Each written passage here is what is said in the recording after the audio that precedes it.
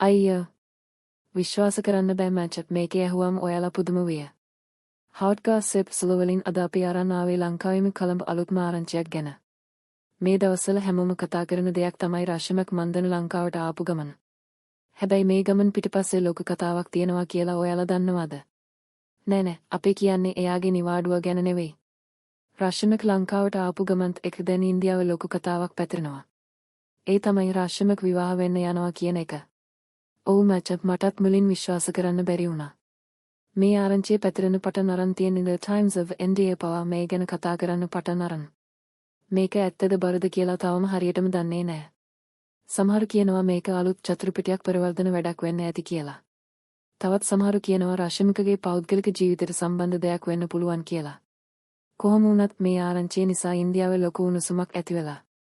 හැමෝම බලන් ඉන්නේ රශ්මික මේ ගැන මොනවද කියන්නේ කියලා. ඉතින් මචං ඔයාලා හිතන්නේ මේක ඇත්තටම රශ්මිකගේ විවාහයට අදාළ දෙයක්ද? එහෙමත් නැත්නම් මේක හුදකම් කටකතාවක් විතරද? ඔයාලගේ අදහස් පහලින් කමෙන්ට් කරන්න. අපි බලමු කාගේ අදහසද ඇත්තටම ලවෙන්නේ කියලා.